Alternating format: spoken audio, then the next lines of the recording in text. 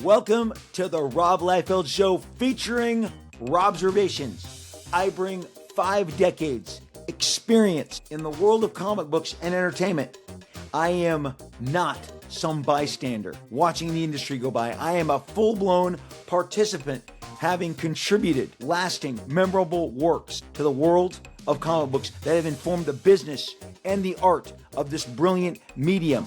If it's happening in streaming, in movies, in comic books, in games, we are talking about it, we're discussing it right here.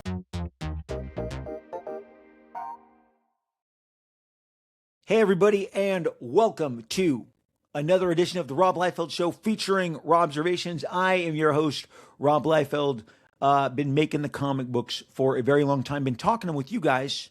Now going on going into our 6th year. Couldn't be more excited. Couldn't be more passionate about sharing this show and the contents of this show and all of the different aspects of the comic book world that we consume on this show. The video games, the movies, the streaming shows, the cartoons. They all fly in and out of this show, and we love to wrap our arms around them, maybe dissect them. And I love the discussions that happen following the show. I read all of your comments all the time. So wherever you list them, because some of you may be listening to us on Apple Podcasts, you may be listening to us on Spotify, iHeartRadio, or our YouTube channel. And I love seeing your comments across all of those various platforms. It's always very exciting. And today, a couple big things. We are going to wrap our arms and embrace a book that we've discussed here many times, but never in the way that we're going to dissect it and share with you all new aspects of it today, which is the 40th anniversary of maybe the most seminal book of my lifetime, The Dark Knight. The Dark Knight Returns. Frank Miller, Klaus Janson, an instant classic. It hit like a comet. Just tremendous impact. And despite the fact that we've discussed it before, I went and did some deep research to bring you interviews, quotes, perspective, and most importantly, art. There is going to be a giant segment of the art from books that are about 7 to 8 years old, but books that are definitely not readily available to everybody. And I am so excited to meticulously show you some variations and really explore the way that Frank went out of his way to meticulously craft Dark Knight in an image of his own taste. And those tastes from page 1 to page 100 change drastically, as you're going to see. Redrawing pages, redrawing sequences, re-inking pages and sequences, stuff that I've never been able to hold up and share with you in that way. And again, we are the absolute low-tech. We pride ourselves on our low-tech aspects, but that is the meat. That's going to be mainly our second half of our show. And in the meantime, what we're going to do is we're going to label this initial kickoff section, which some of you gripe and go, it's the meandering section. Yes, it does meander. It discusses things that are not in the topic bar because stuff is happening. I love when I get my radical stutter. I'm not embarrassed of it. It makes me laugh when I do what I just did, like there with the the opening section of this show will always be used to talk about industry news. When we're not making episodes, life goes on, life happens. And so all of the different comic book related industry news that pops in and out of our feeds, I like to dig deep, get into it, talk to you guys all about it. And today is no different. But we're going to give this, after almost 6 years, we're going to give this a name. It's called The Juice. The opening of this show is called, I do not know why. It took me, anyone who knows me, anybody who has talked comics with me in the last 40-something years, I will get on the phone. I don't care if you were George Perez before you passed, or if you are Robert Kirkman, or you are Todd McFarlane, or Joseph Loeb, because I don't think I said this more to anybody than I did Joseph Loeb III. You know him as Jeff Loeb. What's the juice? Hey, what's the juice? Hey, what's the juice? You got the juice? And then people ask me, do you have the juice? I got text this weekend. Hey, what's the juice? You got the juice? This opening is called The Juice. And in The Juice, we're going to discuss some of the exciting stuff that's going on. As I said a couple episodes back about the convention season, let me tell you something. The funniest response that I got to my I'll Spend Your Money episode was you guys saying, Liefeld, I'm bringing a lot more than $500. Hey, I tried to make it for the medium, but there are dudes who save. And there are dudes, look, we've had thousands dropped at my table. I've watched it. I've watched dudes come with $2,000 and they're buying all manner of different custom signatures and everything. And then they go, whatever, I'm going to throw in another 600, 500. So I just didn't know that there were that many big spenders. But apparently, big spenders are arriving in legendary numbers at C2E2, at MegaCon, at WonderCon. And you know what? Well, I didn't know GalaxyCon, Sacramento Con. There's a Toronto show. You guys told me all the shows I missed when I said how these shows do not coordinate their windows. Well, it's even worse than what we reported. But I do laugh that so many of you told me, Liefeld, that's... Look, I picked a reasonable number. I think $500 is a reasonable number. I was trying to think of the youngest of us, not the most old and seasoned. Next time I'll title it, How I Spend Your $10,000, and I'll just radically up the multiples on all the choices I already gave you, and then we'll go from there. I'll do 5 Jim Lees. I'll do 3 Frank Miller packages, stuff like that.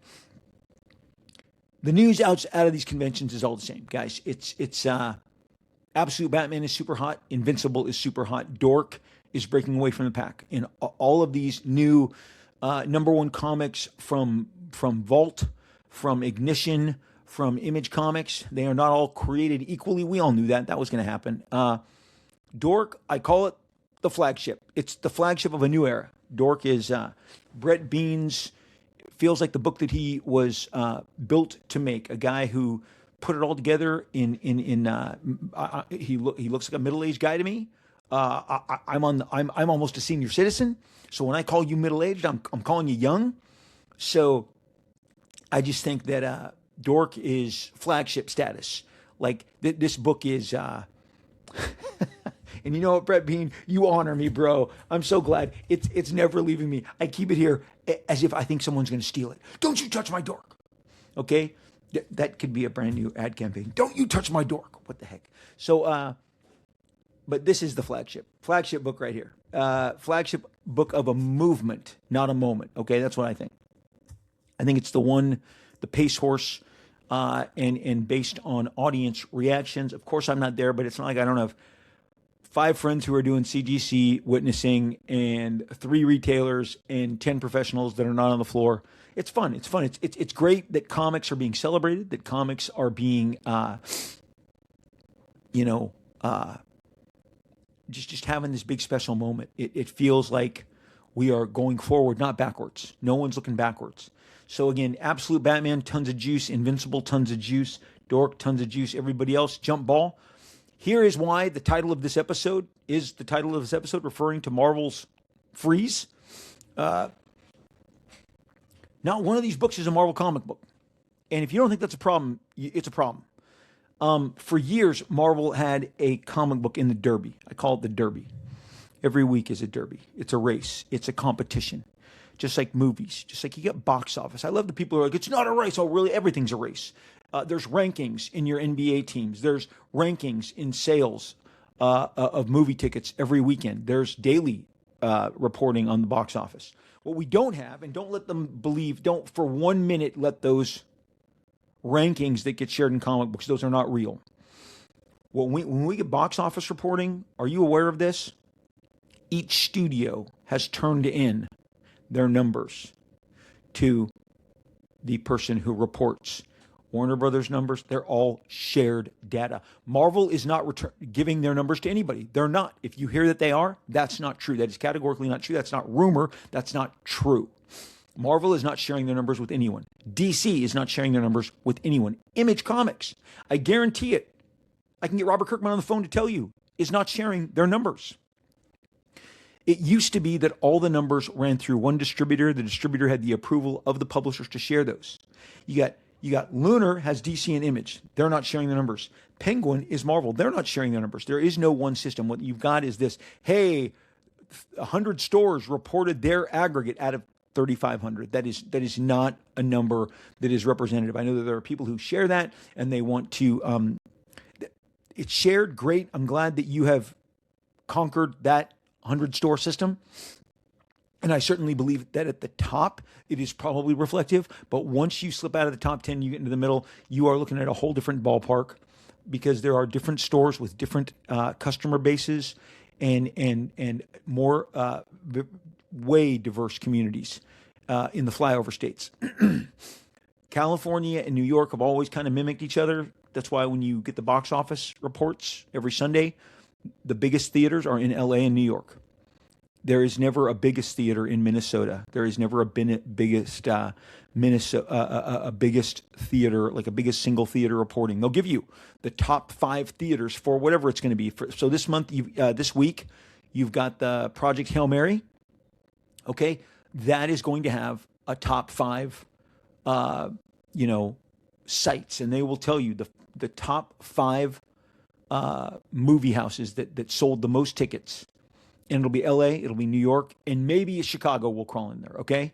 But it's not any of the flyover, it's not any of the Midwestern states. It's not a theater in Arizona, it's not a theater in Montana, it's not a theater in Wisconsin, okay? It's just not, it hasn't been, it's not going to be. It's because that doesn't reflect the demographic. Certain movies that have found success over the last several years, more Midwestern friendly movies, have strong numbers in those areas that they don't have in the big cities, which is why you get a number. I don't remember the name of the movie. You guys will tell me, I'm sure, but it had Jim Caviezel. It came out the summer of Barbenheimer, and it blew the doors off. It was about a guy, I believe, in slave trafficking, hunting down slave trafficking. And the reports were that while in the rare reversal that New York and California did not embrace the movie, it was being embraced all over the middle of the country. So when you release a list that isn't official, it'd be great if it was labeled as unofficial, but all too often it gets passed around as if it is a real thing. That being said, you don't need to have much of a pulse in this lifetime right now to understand that the hot books that are coming out in the comic book marketplace don't have Marvel on them.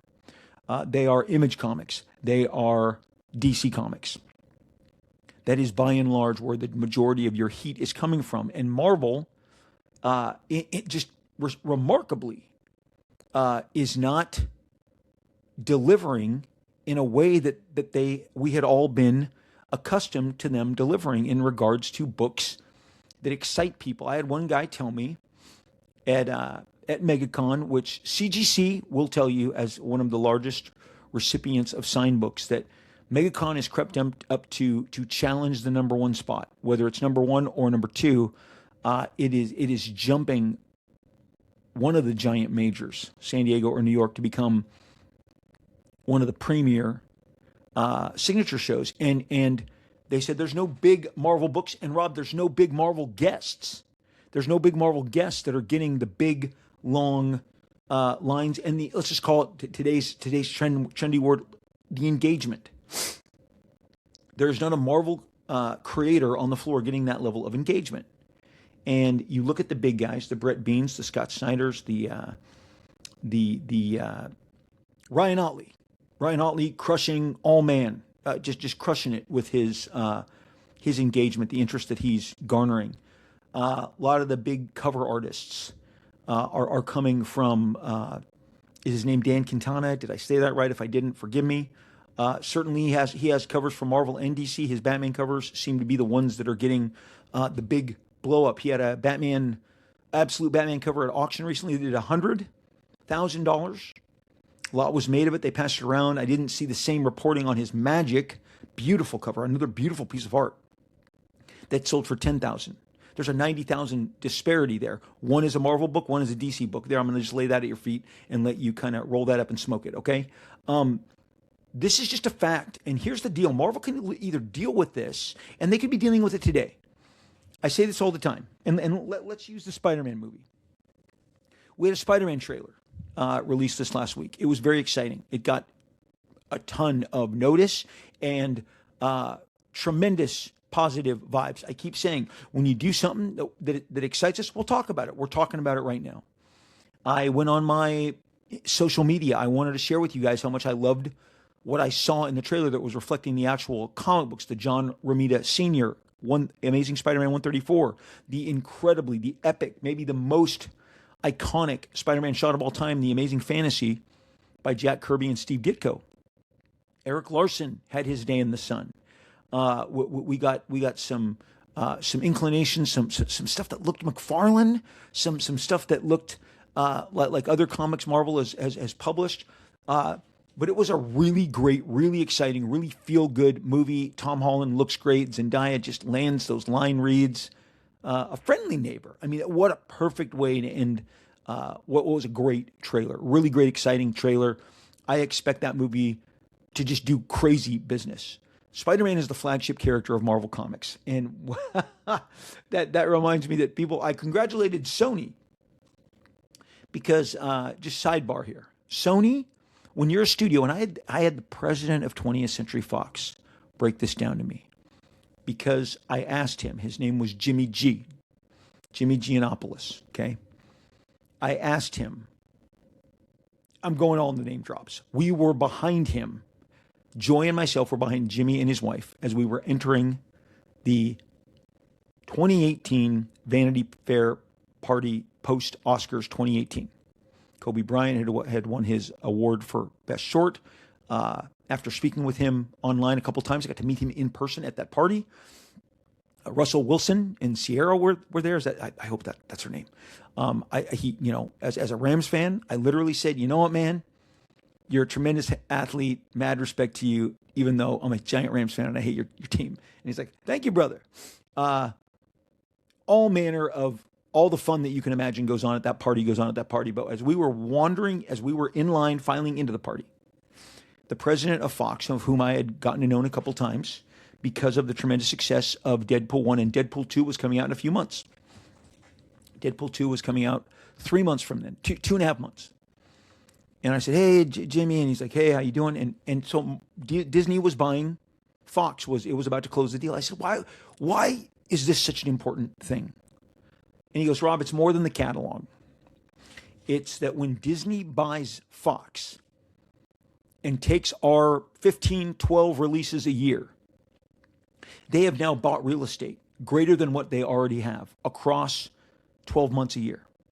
If Disney was doing 20 movies, now they're doing 32 movies. And with the ability to book that many screens, they can close the competition out. Again, I got schooled on this. I loved it. I am absolutely being taught the film business by the president of a studio. He then went and ran Paramount, and now I'm not sure where Jimmy G is, but Jimmy G is very liked. He is probably 10 years older than me. Slick dude, honestly, kind of has Mafia Don vibes. But Jimmy told me it's the screens and the real estate that can dictate that you get when you knock on IMAX's door and say, we want to lock up all your IMAX screens for this many weeks. They go, wow, you're a giant player in the field. You were already a big player as Disney. Now you're adding Fox. So now your reach is bigger, controlling the screens, controlling the IMAX screens, and controlling, by controlling the IMAX screens, which everybody does a separate reporting on IMAX now to show you how much more money that the IMAX screens make. Oppenheimer's IMAX screens were tremendous when it opened, especially against the competition that was as popular as Barbie. That extra $10, ask Top Gun Maverick. The next year, Tom moved Mission Impossible 1 week just to get access to those screens, because if he was going to stay and open against or in the vicinity, even a few days of Oppenheimer, he wasn't going to get them. This is historical fact. Look it up. Don't take me at my word here. Google this. Look at the facts. Tom called Warner's and said, would you give us some extra days? This is all stuff that was reported on in all of the reputable Deadline Variety, Hollywood Reporter, because that's how valuable these high grossing, special format screens are. So when you look at the fact that whether Spider-Man gets the IMAX screens or not, they get a lot of real estate for as many weeks as Spider-Man is in theaters. And I'm not sure that they get any IMAX screens whatsoever. I didn't look at that. I didn't plan on bringing that up. I'm bringing it up as an example of what happens when you are an industry leader and you can assume control. And again, market share. What does market share mean at the end of the year? Sony's going to have a greater piece of the market than it did last year because of Spider-Man. They finance 75% of the movie. Marvel finances 25%. For 25% financing, Marvel gets 25% of the profits when those are all sorted. Sony gets more than profits. They get the dominance of the screens and dictating them, because you know what you do? Because we're going to talk about bundles here in a minute. And if you don't think the movie studios bundle, well, since we're doing this, we also want Jumanji to be given first. We want this. We want this. It's leverage. In these big studios playing against each other in this very knuckle, elbow, knee situation that is the entertainment industry and that is the theater business. Everybody wants the best possible treatment they can get for their releases. So I congratulated Sony, and I was completely just attacked by all the Marvel bots, and they are bots. They all have 20 followers, and they're all speaking in the same voice, language, dictation. You know, Marvel, that's a Marvel product. You mean Marvel? I mean, Sony is the name of the studio releasing Spider-Man, is getting all the market share, is controlling the screens, the real estate, using it to their benefit as leverage, exactly as Jimmy J laid it out to me. So congratulations, Sony. You've got quite the hit on your hands, and congratulations for the 25% that Marvel will be receiving for their most popular character that I don't ever foresee Sony selling them. In one of the trades a couple years back, they gave an estimate of the umpteen billions that Sony has made clear it wants if Marvel wants to take Spider-Man. That's if they're interested in selling it, okay? That's if they're interested at all. And again, when Sony licenses it out and gets it on Netflix and video on demand, the trail today of all the ways that they can continue to keep maximizing the profits on these big, giant summer tentpole blockbusters, those footprints last year's, and that cash is going to be coming in for years. So congratulations again, Sony. Loving how Spider-Man looks. Thought it was great. Again, a game changer, a conversation changer, and I believe maybe deserving more of Marvel's immediate attention than anything that they're doing with Doomsday. The other big news was Dune, right off Warner Brothers, dominating the Academy Awards, winning, what was it, 8 of 12, 9 of 12, whatever. I mean, Michael B. Jordan, Best Actor, Warner Brothers. Every award Sinners won, Warner Brothers. Every award that Sinners won, Warner Brothers. Every award that won Battle After Another won, Warner Brothers. The win for Best Supporting Actress, Weapons, Warner Brothers. Warner Brothers had a giant night. It had a giant year. And you know what? They came out swinging and letting everybody know it doesn't end here. We've got Robert Pattinson, Florence Pugh, Anna Taylor-Joy, Zendaya, and we got Timothy Chalamet coming back with a visionary, Denis Villeneuve, with his massive Dune 3, okay? They're not moving off that date because you know what? Again, I didn't know until that day. I Googled it. A couple of my industry buddies set me on the path of learning. Dune has the IMAX screens for 21 days. Again, Dune. So Doomsday will come out without benefit of any IMAX screens. It just seems silly to me. No one ever said Doomsday was going to beat Dune. That is not what anyone is proposing here. That is never said in any social media post that I stated, and they're all up. They're all up for you to read. I believe Marvel should move so they can take advantage of those high dollar screens. This is a very expensive, a big investment that Marvel put forth with Doomsday. A lot of money going to some big names and the directors. Everybody's probably got huge participation, expensive deals. The movie wasn't cheap. Why not maximize every dollar? Why not move it and find access to those screens? Oh, the Dolby screens will be enough. The 4XD, that's not what people make these big movies to settle for. They want the big, giant IMAX. And IMAX is becoming, especially the IMAX business is booming. They're building so many more theaters to facilitate IMAX. And for Denis, who has done a number of huge movies with IMAX and filmed some of the sequences in IMAX, IMAX made sure, because they had the date first, that they would allocate those. So Doomsday was in the news because this was the first time it came to light that if they do go head-to-head, and no one doubts that Doomsday will come out on top, but it will definitely, it is head-to-head Sci-fi versus superhero, same audience, except, as I pointed out, my daughter and all of her friends are going to see Dune and not seeing Doomsday. So the money, because of Robert Pattinson, because of Florence Pugh, because of Zendaya, because of Timothée Chalamet, they love them. They are their beloved actor group. My daughter, she's anything, all of them are in, and she's seen the Dunes. So again, Marvel movies we still don't have a Doomsday trailer. We'll talk about it, break it down when it happens. The Dune trailer looked awesome. Denis is phenomenal. Been rewatching his entire filmography. There's never a point in one of the movies that I'm just not completely blown away. Continuing on with the juice and Marvel's deep freeze. Not having a book that's a buzz book is weird. It's not natural.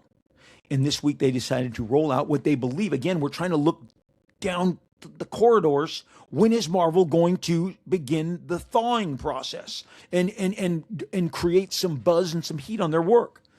Well, I don't believe it's coming in June. Now, there are ways to manufacture this. You can short a print run. You can put a surprise we didn't tell anybody reveal on the last page or in the issue. These are all familiar ways that Marvel has communicated and has manipulated the market in the past. But what happened this week in a very weird, in a very bizarre missive, it was reported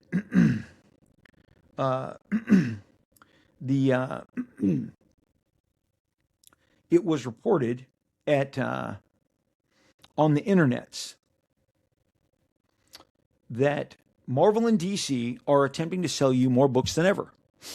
Specifically, Bleeding Cool talked of their bullet points are Marvel and DC are using new incentive strategies to boost comic shop orders before final order cutoff. DC is offering steep discounts on extra issues if shops match orders to previous successful comics. Marvel is giving a 10% discount on entire orders if the shops match new titles to earlier higher benchmarks. There are extra discounts being offered on Daredevil, on Punisher, and Jessica Jones collections. It says right here that DC likes retailers to order specific titles at the same numbers as the other comics they've ordered in the past, assuming this new comic will have a similar market to that one. A giant retailer, Brian Hibbs, I covered it here last year, he posted publicly to his Facebook, which I then shared with you guys here, that they were giving away extra copies of Hush in order to incentivize. If you ordered a certain threshold, let's say 50, let's say 100, that's not the exact number, but let's say if you did that you would get X amount of more at almost a 70% discount, a much steeper discount. So you're buying them cheaper. What they want is that number. It's this idea. Now, I'm going to tell you what's not getting discounted right here is Dork. This Image comic is not. Brett is putting it out. People are ordering it. There are no incentives attached. Not that I know of, not as of today as I'm speaking into this microphone. So Brian Hibbs brought this to light last year. He's a big legendary retailer. And he said, look, I mean, I'm not going to not do it, but I don't think I can hold on to the inventory because the numbers that they're looking for me to order in order to initiate this discount, which I'm not, why not do it? And some people even figured it out that at one point those Hush books were being bought at 20 cents on the dollar in order to necessitate these numbers. So here they're back at it. And then he talks about value packs where you're going to get 25 comics for $25. So that comes out to $1 each and works out up to as high as an 80% discount on additional issues. And he said this may persuade comic book stores to take the gamble. He says specifically on the order forms that Lobo 2, Batwoman 2, and Deathstroke 2, which are the DC Next levels, they're asking retailers to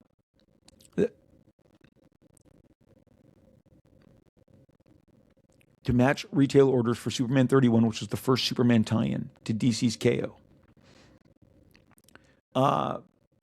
In comparison, it says here, Marvel Comics, at least for this month, has a different way to encourage additional purchases. If retailers match their numbers on Infernal Hulk number 6 to their numbers for Infernal Hulk number 1. So order as much of 6 as you did of number 1. Why would you do that? There's no logical reason to do it, but they want you to do it. They want to incentivize because they want that Infernal Hulk number to be higher. And I'm telling you guys, look at me. Some of these people are doing it. I don't believe DC is doing it so much as Marvel is doing it to justify their jobs. They want to show their bosses, look at the numbers that we're selling. Why would you cut back? Why would you remove me from my suite? Why would I not get my parking spot? Marvel's in a funk, people. Why would you buy Infernal Hulk 6 at Infernal Hulk number 1 numbers?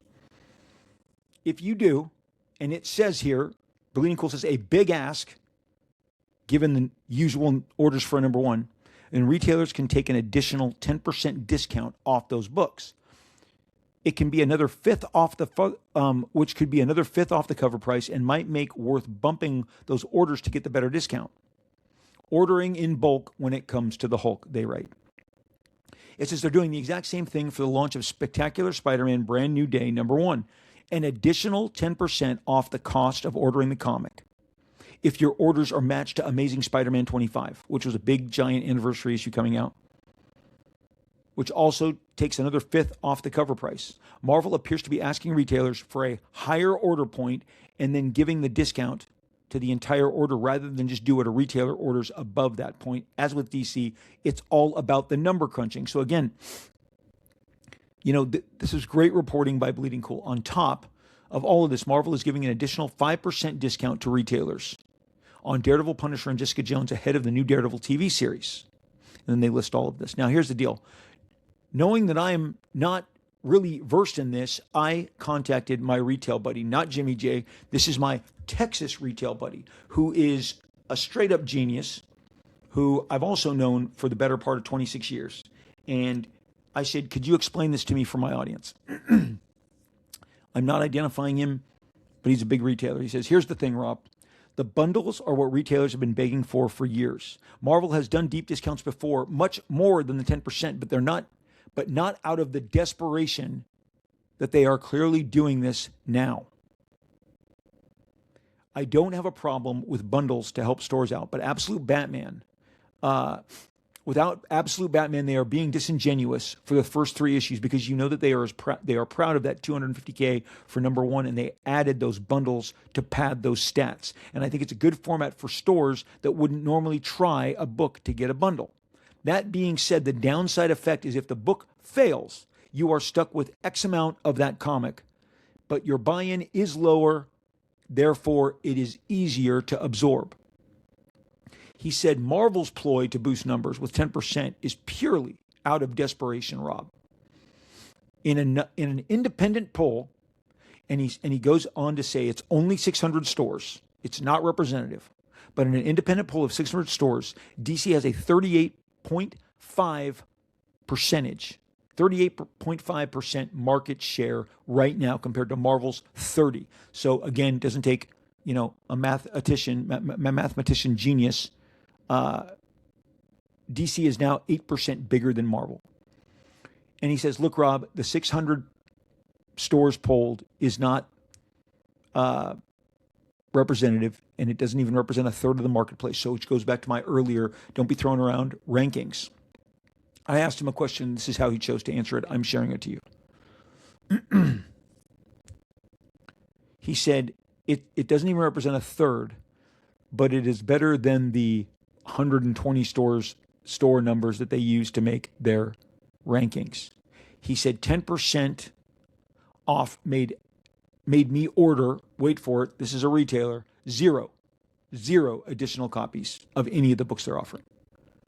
He says, my qualifier is easy since I am barely selling any Marvels that aren't already on people's polls. Many people have canceled or stopped buying Marvel altogether. Marvel has done this before when they were actually absolutely rolling the marketplace. This is new. Okay, I didn't write this. I'm reading this. This is a new territory of desperation for Marvel. He said when they did this with Hush 2, it seemed to backfire. According to him, it didn't sell out, and they lingered in the system, and they are all the early Hush books are still available in Lunar System right now. So I went and I asked. So Marvel's answer is, hey, will you please buy more of these if we sell them to you cheaper? That's it. That's the headline. Will you buy more? Will you buy Infernal Hulk number 6 at your number 1 numbers if we give you 10% more off the already established discount that we are offering you through Penguin? Buy more of our books cheaper so that we get a better spreadsheet that we can show them to our bosses, so that we can keep our car spaces, that we can keep our suites, that we can keep our overhead. The first thing Marvel has to do to stop the deep freeze is to recognize that they're in a funk. But according to everyone I know in the system, they are reluctant to admit that they have a problem whatsoever. They are not changing anything. Let me tell you something. Let me go to history here. This speaks to leadership. Everybody working at Marvel is assuming they're trying their very best, but Marvel is absent a game plan. Let me tell you something. I'm going to go to a 1982 interview with Frank Miller. It came about as a part of the results. It came about in the research that I'm going to give you about Dark Knight. Excuse me. This excerpt is from 1985. 1985. This is so killer. Frank Miller. And when they talk about Frank Miller in this interview, when you read how these magazines talk about him, they say there's no more important, no more influential, no more impactful in comic books than Frank Miller in 1985. They say the entire industry hangs on his every move and hangs on his every word. Frank Miller was a one of one. In an earlier comics journal, they say he's going to be in the upper echelons of comic books along with John Byrne, George Perez. By the time it's 1985, he's number one. He's the guy. He is the biggest factor. So given that framing of who Frank Miller is in 1985, they ask him about what's going on with DC Comics and the independent marketplace, because his new book that he calls it a Batman miniseries. It's not called Dark Knight. He says, I'm working on a Batman miniseries for next year. This is in 1985. They're catching him up. He's talking about his Bill Sienkiewicz Daredevil fill-in. He's talking about his issues that he wrote for John Buscema briefly, and he said he did it as a favor to Marvel. And then, of course, his own Electra Lives that he had already begun drawing, and then his DC miniseries. Okay, but there's more to reveal later. But when asked about the positioning of the independent marketplace in DC Comics at this time in 1985, Frank says, yeah, well, they're not as likely to get talent when you can work for Marvel Comics and you know that book will have Marvel's name on it, which seems to assure you tens of thousands of copies of sales and much higher royalties. It's an absolute danger to the independent marketplace. On the other hand, I haven't seen much going on in the alternative world that's actually offering anything alternative. He says, everything you publish is very different from Marvel's product, but Marvel dominates the field for a reason. They seem to be the only people who know what they're doing. Frank Miller, 1985, Marvel dominates the field for a good reason. They seem to be the only people who know what they're doing. Their interviewer says, do you think DC has any chance of catching up? They're asking this to a guy who's currently set to publish a big series through DC. Frank says it's hard to tell. They don't have Marvel's focus, and that's the problem. One of the reasons, the primary reason, for the tremendous amount of antagonism that is felt for Jim Shooter is that he is in charge of the entire industry. Quote, not making this up, that is Frank Miller's words. He is in charge of the entire industry. Jim is the tiger force behind what's going on, running the only comic company that is flourishing, increasing sales year by year. He's very clearly a strong and powerful leader. There's no one comparable to him on a management level anywhere in the comic book business. Let's read that again together because it sounds so good, especially as a tribute to Jim Shooter, who left us about a year ago. Very sad. Someone whom I was tremendously fond of, many were fond of. Frank here says, Jim Shooter is of the entire industry. He is the tiger force behind what is going on at Marvel Comics, running the only comic book company that is flourishing, increasing sales year by year. He's very clearly a strong and powerful leader. There's no one comparable to him on a management level anywhere in the business. He continues, I was working for Marvel when he took charge. And believe me, Marvel was as confused a place then as the rest of the industry is right now in 1985. Jim Shooter came in like a tank, expressing his displeasure, to say the least, over the way comics were written and drawn, the way the characters were treated, and making it very plain what kind of comic books that he wanted done. I was astonished to see him take on some of Marvel's top, highest paid talent and so enforce his will that they ended up leaving the company. He talks about his first job. He says, my first job for Marvel had been commissioned before he took power, but he was the one I submitted the work directly to. And to be honest, he was very tough on me, insisting I redraw sequences. He then goes on to say, anyway, while I disagree violently with what much of Marvel presents, and I want comics to be free to progress beyond the pulp superhero stuff, I credit Jim Shooter with what economic vitality the industry has. He says, I can't conjecture as to where DC's heading. Dick Giordano has chosen a much different course, allowing the talent much more freedom to move in a way, taking long shots, hoping for an occasional jackpot. Frank Miller is the jackpot here. I wish they would separate their new creations from the old, or rather their traditional material from the untraditional.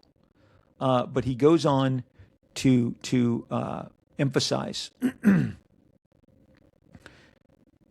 in another paragraph, again, talking about creators' rights and independence in DC, he continues and says, rather than offering a clear alternative, I still believe that if a line of comics would come along to do the equivalent of what EC Comics did in the 50s, they would be as successful as EC's comics in the 50s. No one is really competing with Marvel, and that is why Marvel is in charge. So I'm just going to end there. That interview talks again. I'm going to read. There's a reason every time Frank Miller does a cover. There was a Turtles cover for issue 300. We were going to talk about it in the juice. We're talking about it now. It stunned me. It's springtime in California. I'm tanning my tits at the lunch break. Okay, from noon to 1, I'm in the pool. People I talk to, they hear the water. I go, I'm sorry, I'm in the pool. I'm rolling calls in the pool. I deserved it. I've been working since 6 a.m. I'm going to go. I'm going to get some sun. As me and my buddies used to say in high school, we're going to tan our tits, my tits. And it was during this tanning situation in the pool, enjoying the Southern California sun, the heat, I see the Frank Miller. It pops up. Oh my gosh. Frank Miller, he's never drawn the Turtles. I've had discussions with Frank about the Turtles 2 years ago at dinner. And here he is. It's phenomenal. It shakes, everyone gets excited. This is maybe the most exciting Frank Miller cover in a long time. Frank has been doing these variants, and each and every one gets a specific brand of notice and attention, and we're going to talk about that later in the Dark Knight section. This guy's been a banger. He has been a giant mover, shaker, and significant force in this business for almost 50 years. Let's call it 47.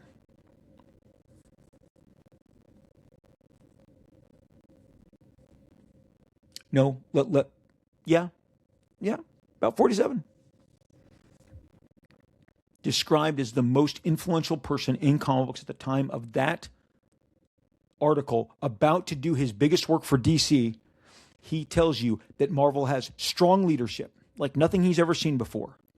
That Jim Shooter isn't afraid to attack big talent straight on, set them straight, make people redraw sequences. Make sure that everything is as it should be. There is no one at Marvel doing that right now. No one. I don't think there's anyone who is capable of doing that. But you can see it. You can see how fired up Frank was. If you need me to reread the speech, just rewind and read it again. I read it word for word. Frank saw why Marvel dominated. Why, I ask you, is Marvel not dominating? Why are they in the freezer, getting more cold, getting more frost? The icicles are getting longer as everybody else. Someone brought it, right, Liefeld, you said DC was going off the cliff too. I did. I said it out loud. And then you know what happened? A new approach came forth. Scott Snyder, much younger than the people at Marvel calling the shots right now. Fresh energy, had success with DC, came in. Absolute was being planned for about 18 months until you heard about it.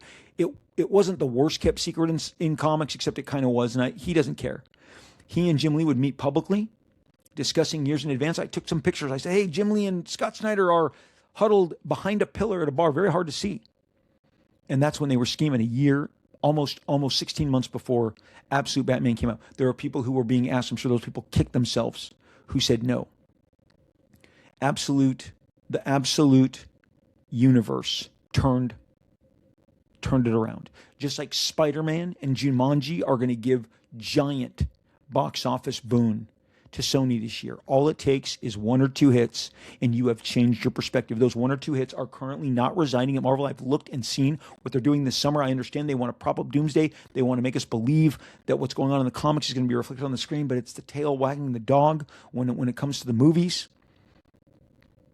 And I know the big names that are turning down Marvel. They're saying, no, I don't want to write that. No, I'm not drawing that. No, I'm not doing this cover.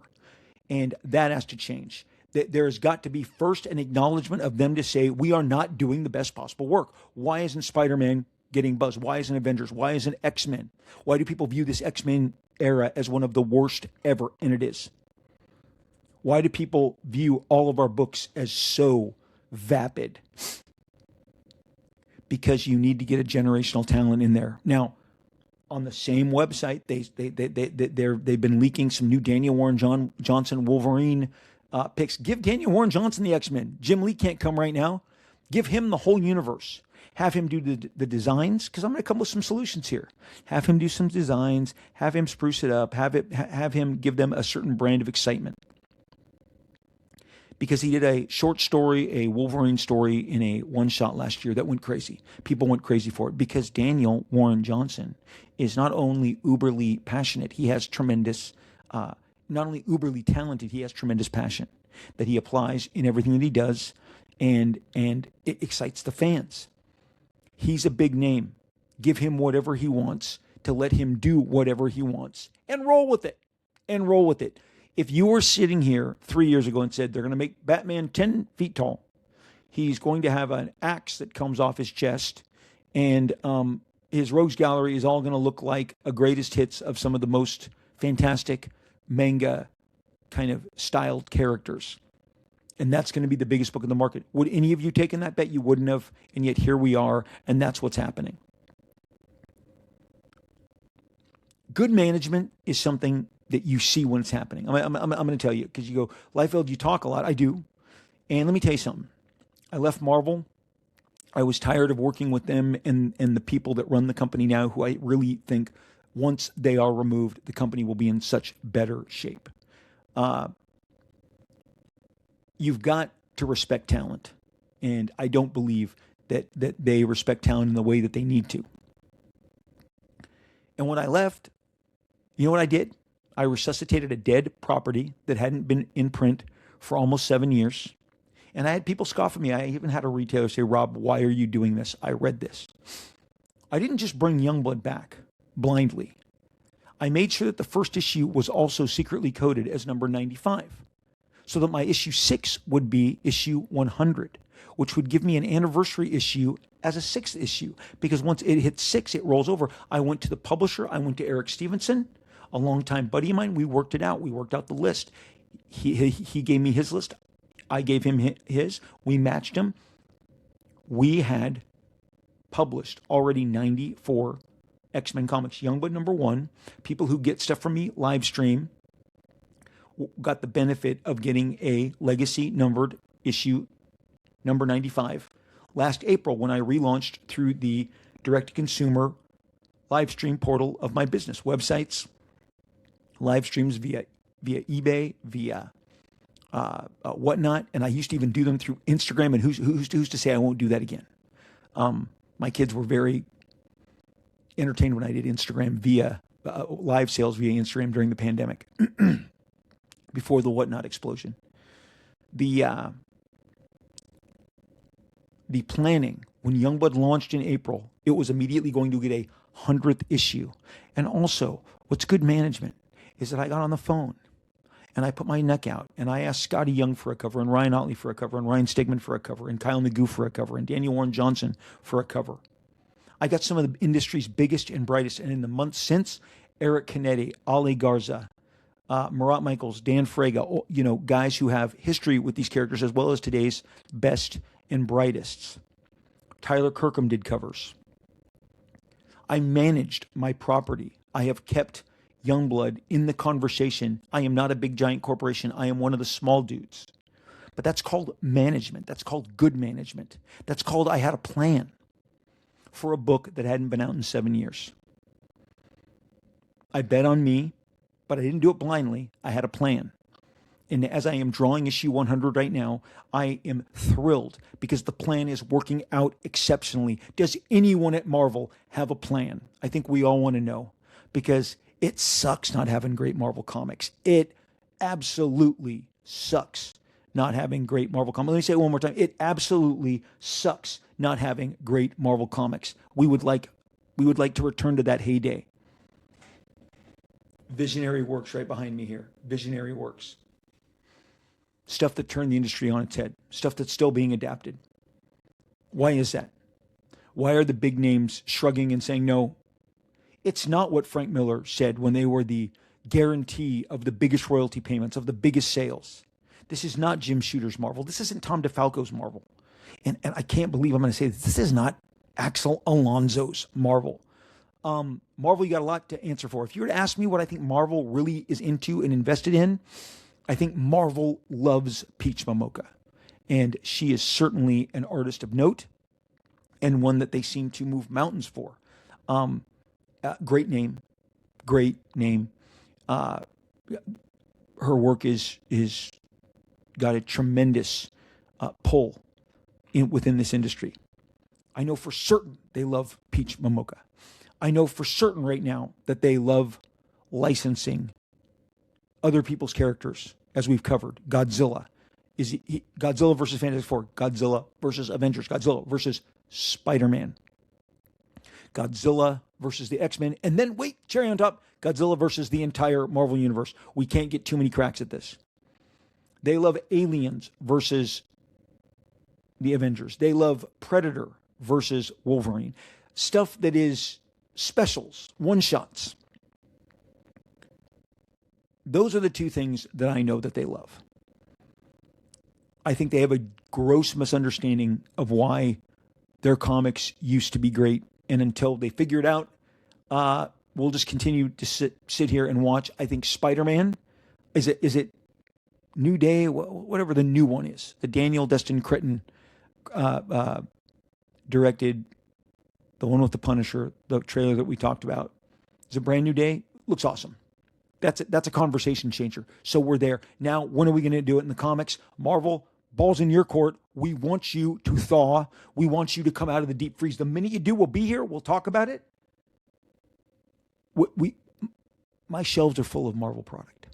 I'd love to add more to those shelves as soon as I can. So in all sincerity, we wish Marvel nothing but the very best as they hopefully find somebody who can shepherd them into this new era, find the right fits. In the meantime, before we launch into our giant Dark Knight spectacular celebration, deep dive into its the occasion of its 40th anniversary, I want to tell you guys that when I'm not doing this show, I'm all over the different social medias, and you can find me on X, formerly known as Twitter. We still do tweets. That makes me laugh. Somebody will ask me, I read your last tweet on X. I'm at Robert Liefeld, RobertLiefeld. It's got a blue check signifying that is truly me, who is just sharing with you some truths, stuff that inspired me. Part of the struggle is why we get so inspired. The fact that George Lucas was turned down by every studio in Hollywood before 20th Century Fox under very strict parameters, took a leap with him on Star Wars. Paramount turned him down. Columbia Pictures turned him down. Now Columbia is now Sony. But back then Columbia. Warner Brothers turned him down. MGM. George finally got one yes, and it's always been part of the beauty that someone believed in George's very distinct, very out of, for what was happening at the time, a very out of the box idea, given that the movies that people were going to see were of the Jaws and the Godfather variety, based on best-selling novels Um, so Star Wars, part of the struggle is fun. The fact that 30 plus years later, Mr. Peter Jackson, could not get anyone to greenlight Lord of the Rings. But then New Line said they'd do it. Everyone turned Lord of the Rings down. I'm referring to the revelation given Robert Kirkman's very inspirational speech at his Comics Pro, uh, where he addressed a body of retailers. He was the keynote speaker, and he shared the struggles Invincible had and why it was such a low-selling book, and joked about the reason that the issues in the later years are so hard to find is because there's so very few of them. People said, no, that's not the case. Invincible became a cartoon because it was a giant best-selling book. That's a lie. That's just not true. And of course, facts will always get the best of you, as they did when I was able to share the actual content of the speech, which was online everywhere, where he said that the last several years it was selling 12,000 units, and in a market that was maybe even more competitive than the one that we're seeing today. And that the beauty of what's happened is that Amazon took a flyer on a comic book that was never a breakout success, but on the quality of the material, because sales do not ever reflect quality. We all know that. They took a flyer, and Invincible has now become one of the biggest entertainment properties. I believe the Superman property now has an Invincible problem. That's how severe it's gotten. And that is a testament to the quality of the comic book. But to say, and if, one guy even said, no, Rob, it was selling 50,000 units. I guarantee you that if it was selling 50,000 units a month, it would have still, and maybe still, it would be published today rather than having the lights turned out on it. Kudos to Robert and Corey, and to Ryan Otley, who stayed the course and kept the book going. But the guy you're going to listen to is Robert. Robert paid Ryan Otley to draw the book. He paid Ryan Otley to pencil and ink the book, and the colorist. That was a book that was financed and undertaken by Robert. But it's over on Twitter, X, at Robert Liefeld, that you can come at me with all your fallacies, and I'll return facts in your favor. We're going to address some of that. There have been people who have been tried to saying that Daredevil wasn't Marvel's top-selling book at the peak of Frank's time, and that'll come up in our Dark Knight section here. But to X at Robert Liefeld, blue check. On Instagram, I'm Rob Liefeld, ROBLIEFELD, blue check, doing some fun content over there with my buddy Scott. Scotty is he puts me in some crazy binds, and we share them with you. Rankings, popping balloons, reacting to footage, some stuff I've seen, some stuff I've never seen. He comes in hot and I come in cold. He brings a database to me and I react to it. I refuse to get any prep work done. So what you're seeing is some very raw reactions. But man, we are just so excited that you have jumped on board and that you've joined us. And also you're going to get previews, especially in my stories and some of my mains, of brand new stuff, especially as we get Youngblood 5 out into your hands and Youngblood 100 prepared, and all the surprises that are coming between Youngblood 5 and between Youngblood 100. And there are surprises, just as there was a surprise in Youngblood number 4. I'm so glad that I'm bringing that back. We give you generous previews online on our social medias via our Instagram at Rob Liefeld. Also on TikTok, I'm Real Rob Liefeld. And Real Rob Liefeld, I just love saying that. It makes me laugh. Is also the beneficiary of so much of your great attention and love and energy. And I love meeting so many new people as I have via the TikTok and the Instagram. So Instagram at Rob Liefeld, blue check. Real Rob Liefeld, blue check. That's really me. If I'm replying to you, that's my voice. That's me. I'm having a conversation with you. I try and catch up, but as you can imagine, it is sometimes quite a bit of volume to get through and to react to all of your different DMs, your messages, your replies, and your comments. Thank you for all of the interactions and the engagement that you are supplying me. We have a group on Facebook called Rob Liefeld, Marvel Extreme and Beyond, and we would love to have you there. We have a lot deeper conversations. I'm on there all day, every day, in between drawing panels, pages, Rob Liefeld, Marvel Extreme and Beyond is our group. We would love to have you join us. Myself or a gentleman named Terry Sala, Sala. We'll click you on through to the other side. We're your administrators, your moderators of the page. The group of the group. And we have great artwork that's being shared there. We have great talent that has been discovered there. We have great opinions and shares. It's really where you get the full breadth and the depth of my 41 years in this comic book business. Made some great friends. If you're coming into Troll, you'll be shown the door within seconds. It's a fun place. It's a nice family room. Just don't put your feet up on the table and put your cigarettes out on my carpet. That's all I ask. Rob Liefeld, Marvel Extreme and Beyond. Come see us. I live stream, as I mentioned earlier, on Whatnot. Follow me, get the app, follow me, Rob Liefeld. When I go live, we're going to have a lot of exclusive Youngblood 5, Youngblood 100, and everything in between materials. I've got some new stuff coming your way, and a fun new concept that I've been kicking around for a decade called the Acrobats. And I am so excited to get the Acrobats out and into your hands. Very, very excited. So we've got all manner of exclusives and a decade now of exclusives, whether it's Deadpool, Cable, X-Force, Captain America, Youngblood, Prophet, Evangeline. We've got so much stuff that is only available when we go live on our live streams. Whatnot, Rob Liefeld on eBay. Watch my stories, my social media, my links on all of these different platforms. When I go to eBay, I'll give you a link that you can join us. eBay has been just a fantastic experience for us. We're just incredible audience engagement, having such a good time because I love talking to you guys. I love sharing the passion of comic books with all of you. So there you go. That's where you can find me as we segue into Dark Knight, a subject that we've covered several times. And in the recent, since the show's been on in the last 6 years, I have watched, since the show started, a re-examination of Dark Knight as some fascist material. A new audience has come upon Dark Knight with a very specific expression.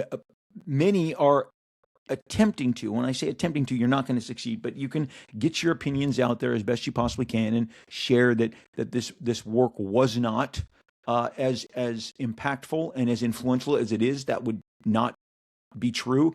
Every page of this absolute Batman right here, lovingly produced by Scott Snyder, Nick Dragata, and a host of other artists who've jumped in. This book bears no book bears the DNA of Dark Knight more proudly than Absolute Batman. I did a podcast a couple years back called "The 10 Ways That Dark Knight Changed Batman Forever," and that is 1,000% vetted. If you have any doubts, I'm going to get you the date of when that was, because that's a totally different subject matter, but it speaks to the influence of the book throughout the years. I mean, there are aspects of the book that have just, have maintained the influence, the impact, the stuff that they did first, in this world is the kind of stuff that is worth putting under the spotlight in regards to just maybe the depiction of kind of giving secrets of his chest symbol that had never, the bat's chest symbol that had never been shared before. Introducing this giant super tank, calling it the Batmobile.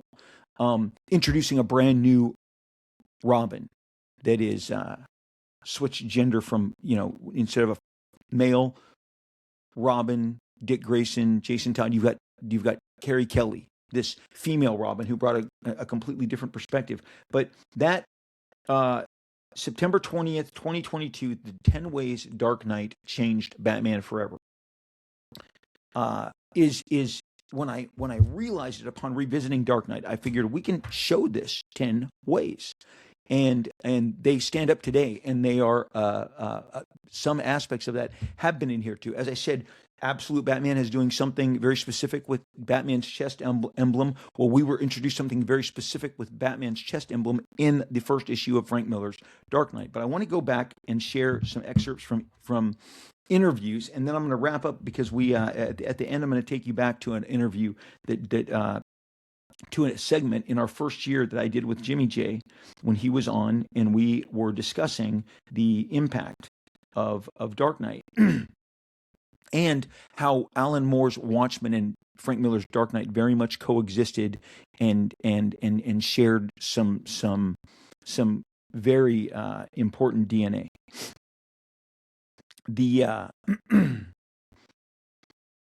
the interesting thing that I found was we've got to speak of who Frank Miller was during this time. And I'm going to take you back to 1982.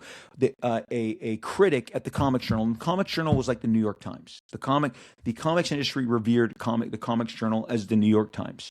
Me, all my peers, we waited to get the same interview treatment as the people that we looked up to, the John Burns, the Jim Starlins, the Howard Chaykins, the Frank Millers, when they spoke to the Comics Journal, because it was going to be a long form interview, fairly serious about the craft, where you could really air a lot of ideas and speak freely.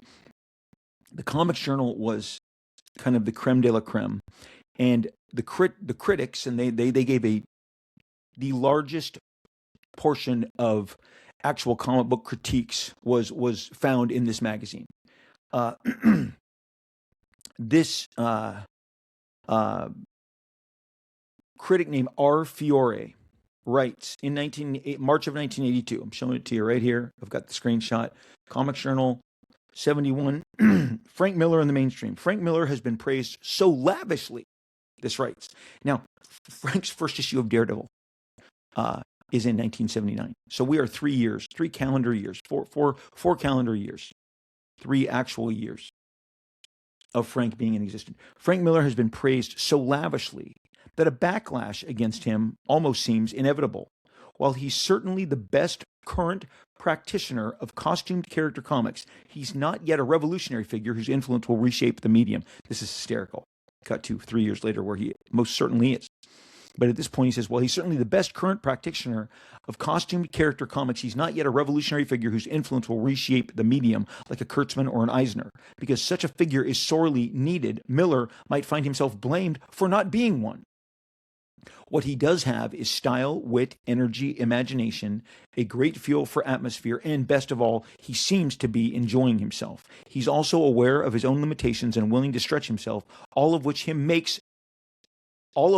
makes him nearly the only talent worth watching in mainstream comic books. Boom. Okay? This is the critical section of the Comics Journal, and you are hearing in real time one of the most popular. If the Comics Journal is the New York Times, Wizard was TMZ. Okay? That's how you should equate them. They're telling you how important Frank Miller is, and he hasn't even finished his Daredevil run yet. Okay? He hasn't even finished his Daredevil run. That same issue, based on a kind of a scathing overview of Frank's Daredevil run up to date, which is called out for its violence, its abuse against women. It's called, masochistic. It's called, fascist. They have letters that people sent in, sharing with them. It's very funny.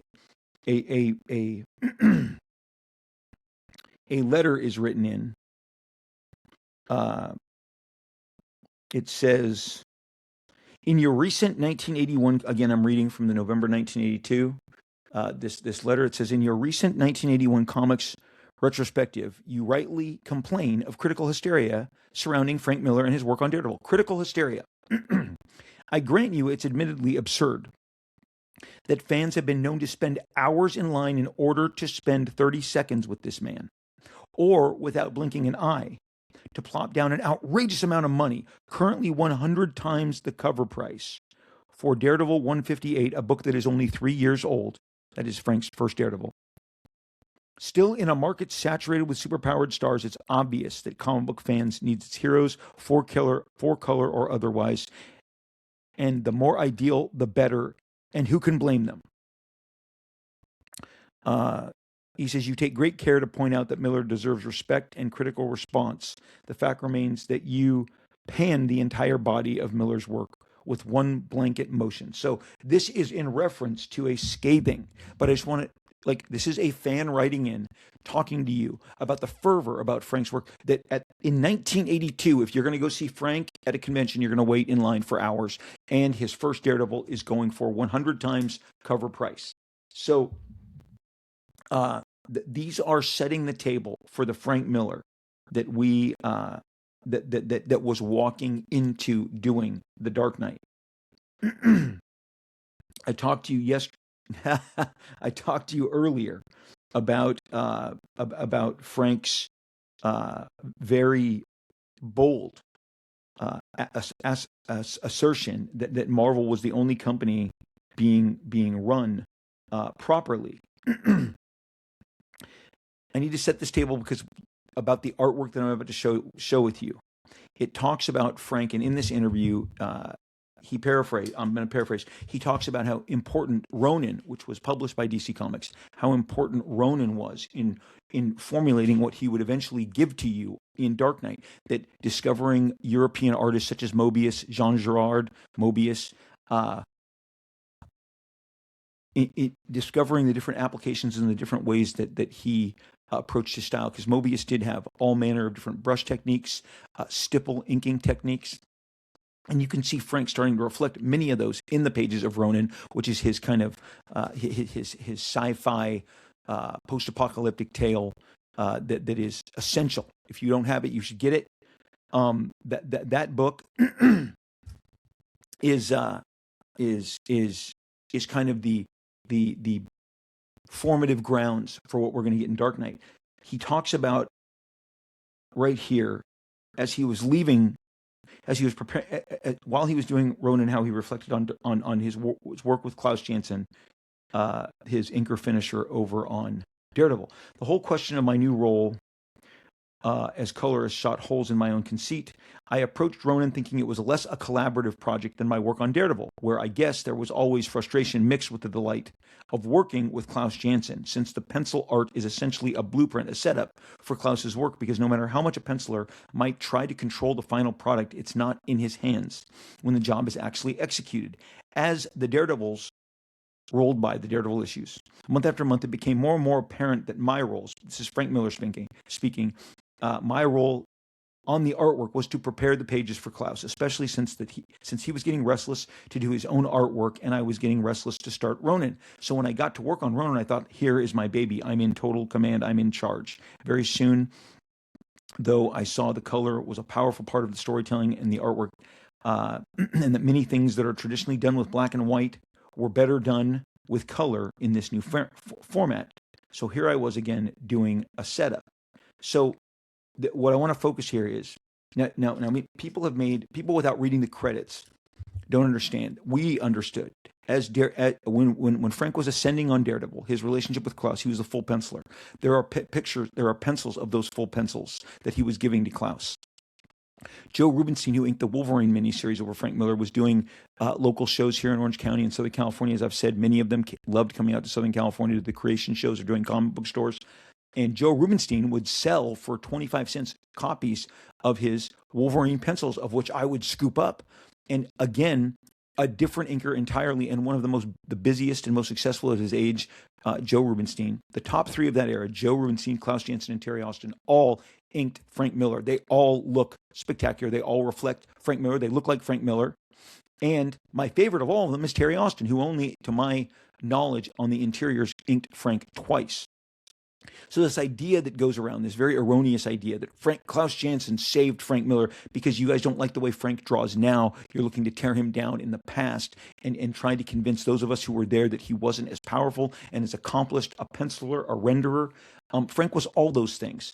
But Later, about 3 years into the Daredevil relationship, he became just the breakdown layout guy. And in the Daredevil published omnibuses, collections that Marvel has put out, they can show you the storytelling. I've done layouts for people. I've done layouts for Todd McFarlane. I've done layouts for Mike Mignola. I've done layouts for Eric Larson and Image United. It is a different storytelling technique. You're moving the camera, you're positioning the figures, the objects. You're taking on more of a director's role, and then Klaus became the full cinematographer. Okay, Frank was the full storyteller, cinematographer, and Klaus was doing inks. But here you can see Frank thought that maybe some of the stuff was altered at times, and he speaks to the fact that that's why he was comfortable pulling back, and Klaus was restless to do more because, and I've talked to several inkers who don't like storytelling, but when it's provided for them, when they can just ink over existing storytelling, it is so much more preferred. Storytelling is the math. Setting up shots in a film, working with storyboard artist and then your DP, that is the math of the shots. That is the thinking. That is the algebra. That is what we do as storytellers. And there is none better in the history of comics than Frank Miller. He took from everybody, from Eisner, from Kirby. At his apex, he was and remains the top storyteller of my existence. Not the top pretty penciler, and Frank and I talked about this in the 90s. Like he said, John Byrne was known as the pretty penciler, and Frank was more of the rough guy. But what Frank accomplished within those confines, and the way he expands and changes, because he changes his storytelling techniques dramatically for Dark Knight. Well, I want to show you guys, now that we've gotten this parameter of how Frank sees his, so he's going to Ronin to become a more complete artist, to have the final say, to get the pages in his hands, to finish them. And he's giving you, in his own words, how, how his relationship, how he felt his relationship with Klaus was building out. And once again, when we get to this 1985 interview with Frank, and they say him, they ask him, so what are you working on? And he says, I'm working on a Batman miniseries. He's just bumping around the thoughts of it at this point. He's actually drawing Elektra Lives, which we'll get like in the very early 90s as a graphic novel from Marvel. He's working with Bill Sienkiewicz on their 1986-87 Elektra. There's a Daredevil graphic novel, and then there's an Elektra miniseries. And then he he says right here, when are all your different, the interviewer in Comics Journal in August 1985, there it is, says, when are all your projects coming out? He goes, next year, most of them. The Elektra graphic novel should be out later this year. The Batman miniseries should be out early next year. I have no idea when the Elektra miniseries will be published. His Batman miniseries, that's how he casually refers to this. His Batman miniseries, which I just thought was really, really funny in the casual way that he mentions it, given we all know how it's going to turn out. So let's get to the art. Because Frank is very deliberate in how he wants to construct this world. And there were sections of this 1985 interview where he says, characters need to be reinvented, otherwise they die. And don't take my word for it. Take Stephen King. He wrote an essay, I believe it is in Detective 600. Just look up Stephen King, Google Stephen King essay, Detective Comics, Stephen King on Batman, Frank Miller, Dark Knight. He speaks of how he had seen all of the Batman books. We've talked about it here. If this is your first podcast, the first time you're listening to me, in the early 80s, Batman had World's Finest, a book that he co-starred in with Superman. He had Brave and the Bold, a book where every other DC comic book superhero would team up with Batman. That was one of my favorites. He had the Batman Family, a double-sized Batman-themed Batgirl, Robin, Batman stories, Man-Bat that would come out on a monthly basis. He had Detective Comics. He had Batman. Okay, there's 5. I'm certain that I am forgetting one of these, but he then World's Finest gets canceled. Brave and the Bold gets canceled. Okay, so now you're at Batman and you're at Detective, and Batman Family gets canceled. So we've gone from 5 Batman books to 2. And we've talked about, because of the Superman movies in 1978 and 1981, Superman was suddenly the guy with 10 comics from Marvel, from DC Comics. Stephen King expresses that he saw Batman losing popularity, and he wondered if Batman was going to go the way of the Lone Ranger, the Phantom, the Shadow, Tarzan. Characters, he said, that were once great in their heyday were, and what he says is Frank Miller did with Dark Knight is radically transform that. So Dark Knight #1 is a Frank Miller, Klaus Janson production, bringing Klaus back on to continue that incredible juice and probably help make the deadlines, because Ronan had really taxed Frank because he did the whole thing. And it is a beautiful Ronan in black and white, which is, there's a different, we're going to do a deep dive into Ronan someday soon, I promise you.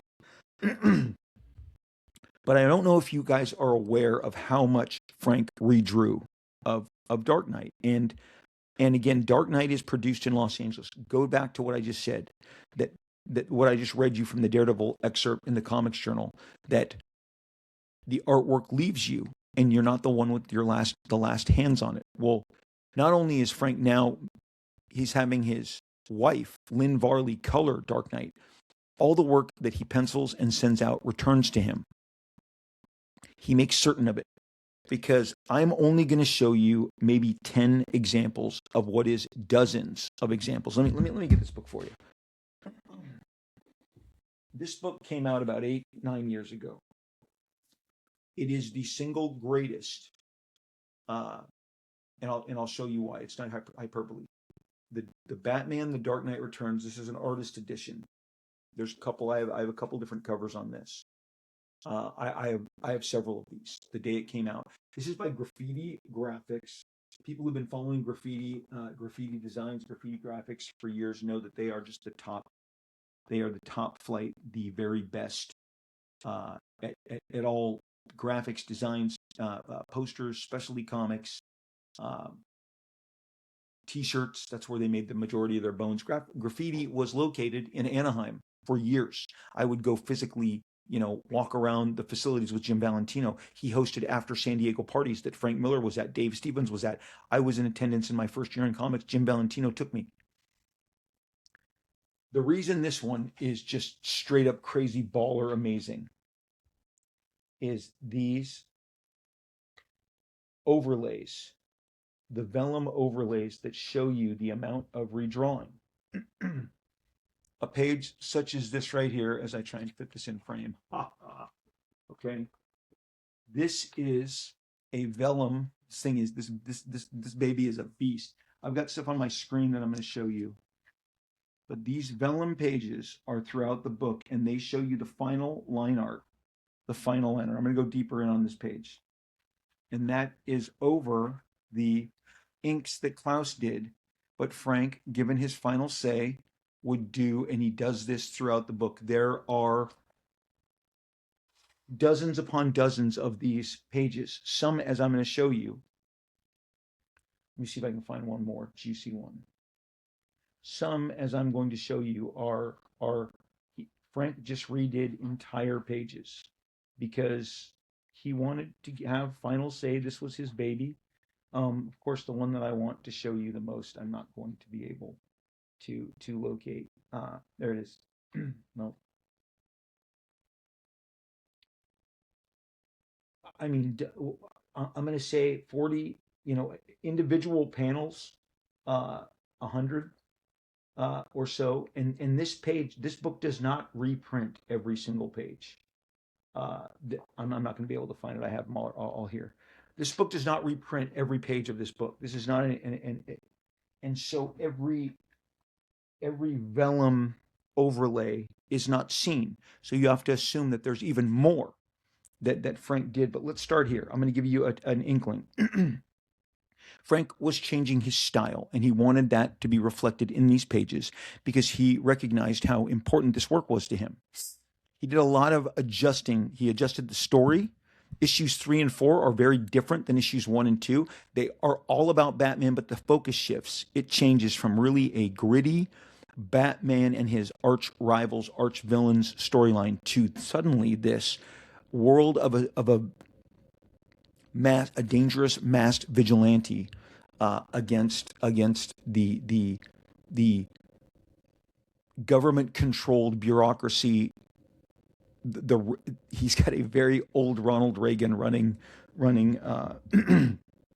the country, and a very caricatured Ronald Reagan, and Superman, all in essence, uh, states that he works for the United States government here, which is a little, wrapped around in patriotism in the American flag. It would be even more controversial today than it was back then.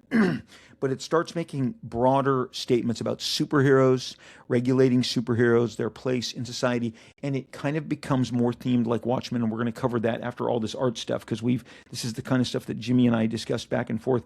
And some of Frank's peers were on record as stating how after encountering Watchmen, he made these changes. But let's see, I'll fidget with my brightness. I'm going to hold this up so you can see right here. There you go. There's a great example.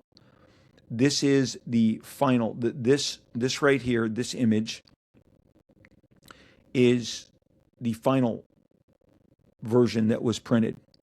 Okay. So when I'm looking at it, it's when I'm facing this is on my right, this is to the left. I don't know how it plays on the screen, how much I'm reversed on camera.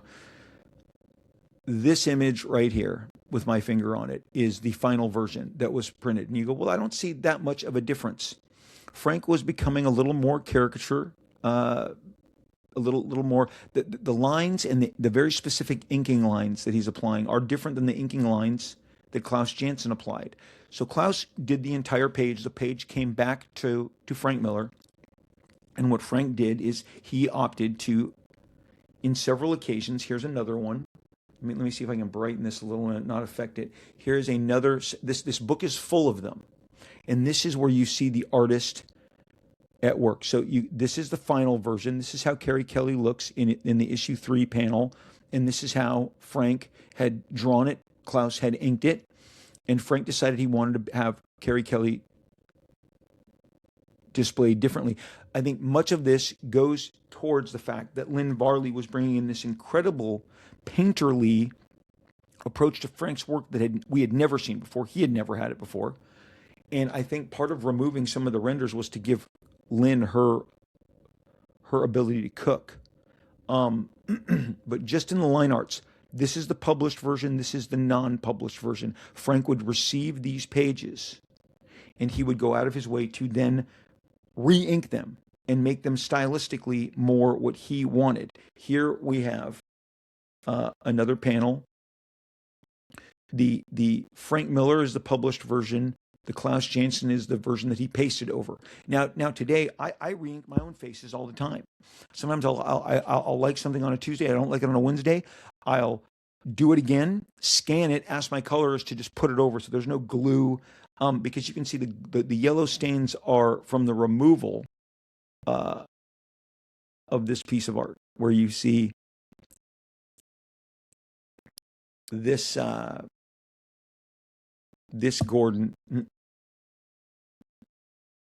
right here. This Gordon, the finalized version. Again, he's going for a very linear line. There was a cartoonist at the time. He was a cartoonist. His name was Rick Geary. And he had a line that I felt I was seeing when I was looking at these Commissioner Gordon pages. Frank is really dropping out heavy blacks, heavy thick to thin layers of lines that delineate, light and dark. And he's just going for this much crisper line quality. So I've shown this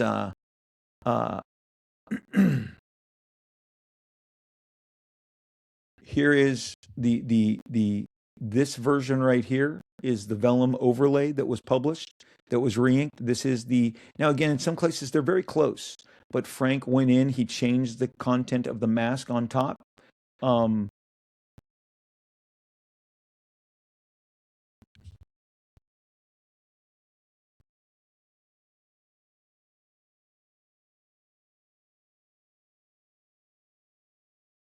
Here is one of the greatest examples of how he changed the art.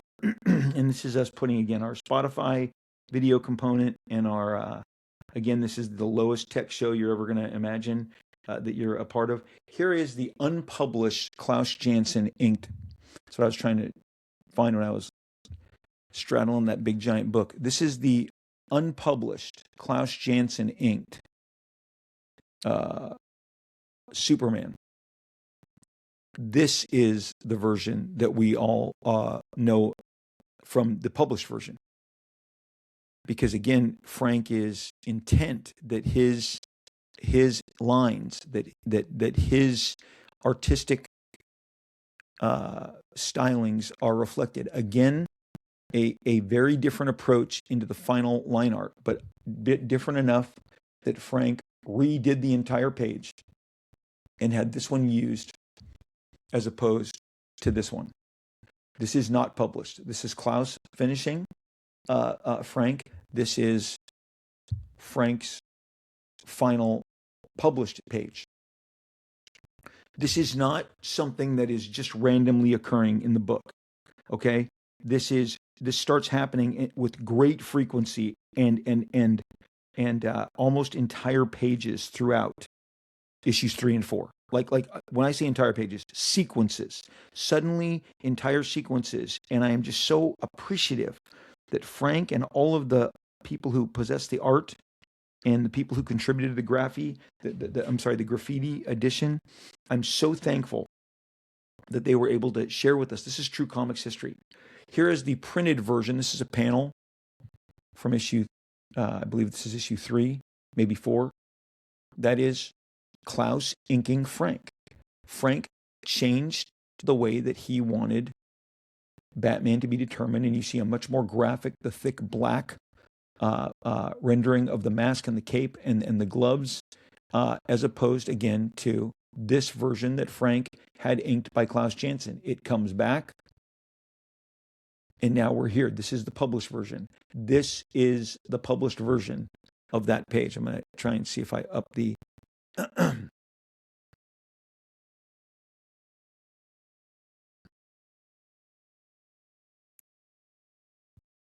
So Frank is going for a much more distinct, much more graphic and linear line approach. Really distinct. And now this is going to break down where people go, well, I like the Klaus stuff. That's your business. That is your preference. Here's another entire page. 7 panels, 6 panels, 8 panels. Wait, 1, 2, 3, 4, 5, 6, 7, 8, 9, 10 panel page. Excuse me. I cannot recommend this book more highly, but you will see. And now again, some of these, they don't have the actual, everything that Frank inked, whether it was everything that Frank inked is given the vellum treatment. Unfortunately, this one they had to go with the color treatment, but you're going to see here is the pencils and inks for this page from Dark Knight. A very meaningful shot right here. Jim Lee even did a cover based on this image. He did a Dark Knight homage based on this image right there with Carrie and Bruce. So this is the page. You can see the close-ups.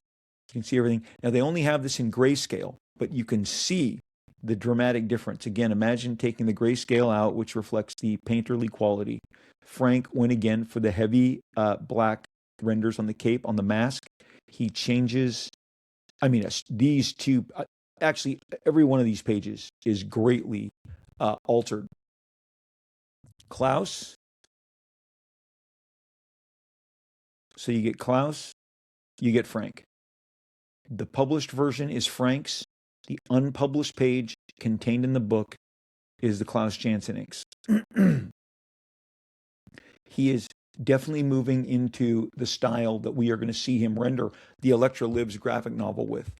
But Klaus, hard to see that. Not hard.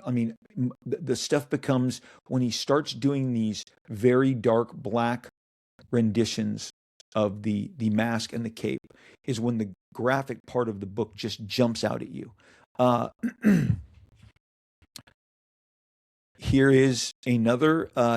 When I say this is all throughout the book, it is all throughout the book. This is an artist who has very much decided, very deliberately, and I am of the opinion that Dark Knight gets better with issues 3 and 4. As much as I loved it, I think 3 and 4 are the superior editions. It's why the book is so loved. Um, Here are the unpublished Klaus Janson renditions of this sequence. And guys, I could have done 50, 60 of these. I decided to just bring these to the table, these to the party today. Here is these are unpublished. This is what you got instead. Now, at this point, and this is heavily rendered with grays and blues by Ms. Lynn Varley. But if you look and see, whoops, so you go, here is the Klaus Janson. It's more traditional. What Klaus is doing at this time, I almost feel like Frank said, this looks like too much of what is out there, and nothing looks like this. Frank had clearly changed. This is published. This is what you got in the comic. This is what was originally conceived and finalized. And when Frank, getting the final art, decided, no, I'm going to go for this much more graphic, this linear, more personal, expressive art style that he was moving into. The more, let's call it the wrinkly phase, the more linear. So Frank was, you guys, the art head in me, I literally cannot get enough of this. Here's another that I'll share of there was this kind of white supremacist Nazi gang, okay? And Frank is applying. Frank penciled these. He sent them off. He clearly changed his mind. This is the unpublished Klaus Janson panel of the lady with the swastika, okay? And this is the Frank Miller version that saw press. Once again, much more of an impressionistic, personal, I don't want to say cartoony, but Frank is moving into a different level of expression in regards to how he wants his lines depicted. And this does feel more traditional, non-traditional, and then add Lynn Varley's layers on top of that. But when I tell you that the reason this book is so spectacular, and I'm going to try one more time. Here we go. I'm going to try one more time. This thing is a beast. It is an absolute beast. There are all manner of pages that have one or two of these exact fixes that I've been sharing with you. There it is. That's what I wanted. I've already shown it to you, but just to give you the full breadth when you get this book. So there's the unpublished Klaus that I've already shown you in greater detail on the screen. And here is the published version. Again, they lay over, and that you can, if you separate it, if I had something white behind it, but well, here we go. Can we do this? Booyah.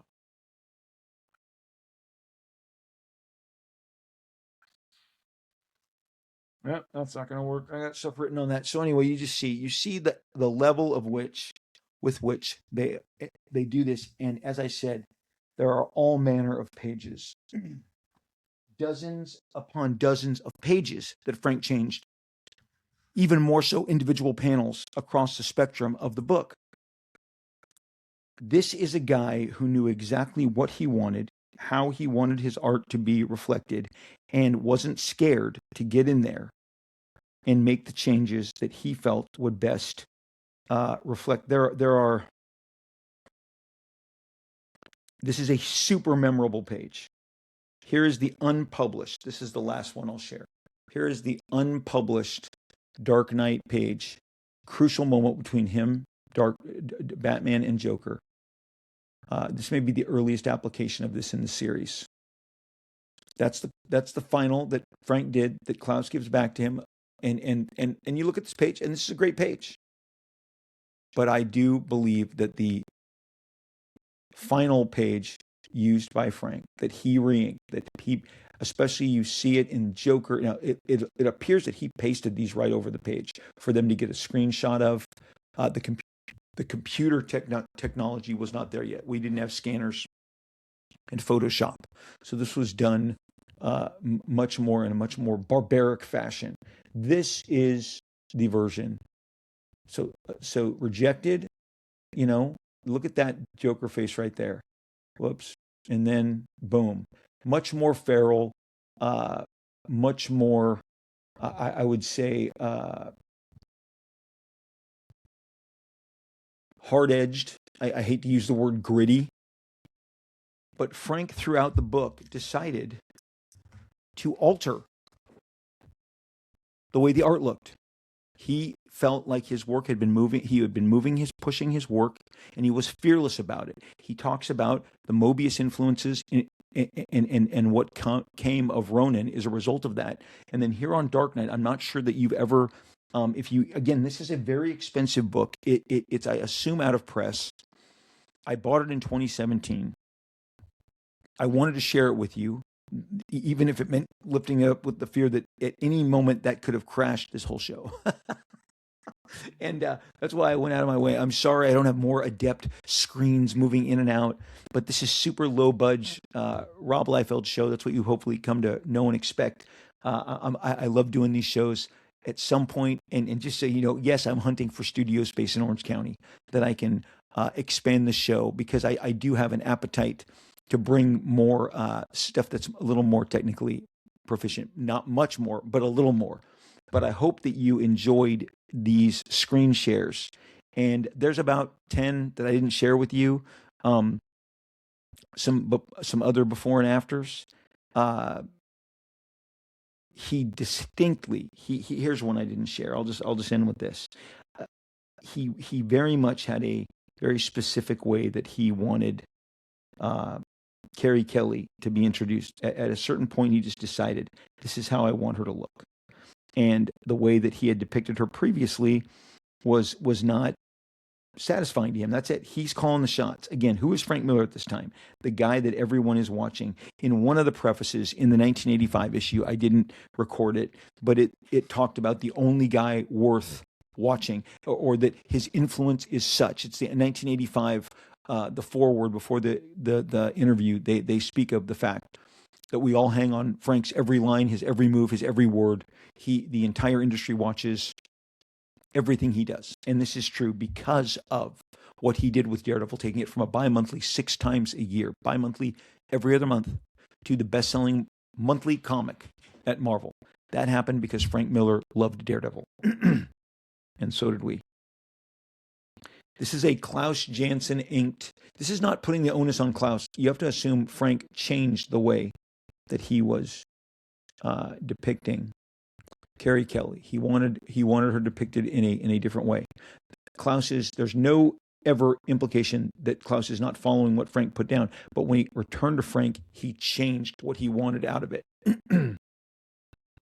This is the published version of Carrie Kelly, a little more intense, in some ways simplified, but definitely more graphic. Again, putting the contrast between the black areas and the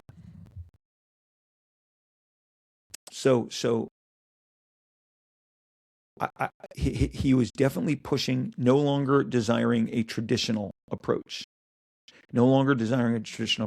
He wanted to go for this extra graphic, very delicate lines, sharper, crisper, without benefit of a lot of thick and different light and dark applications to the line work. That if the light's coming in here, this line is thinner than this line over here because the light is hitting me, the shadow is moving.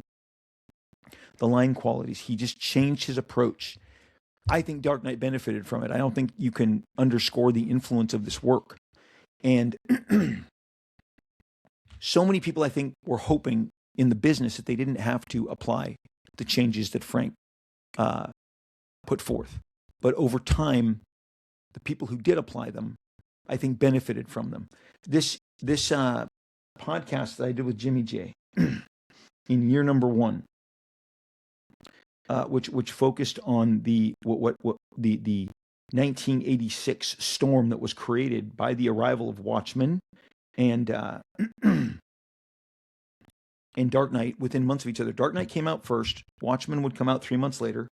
And then we go back and forth to the point where, and as I've said to you before, when you go to New York and you visit the offices, And now I'll tell you this, stuff was being FedExed back and forth. I had a great editor who knew how much I love Brian Boland. I spoke of his Camelot 3000 work.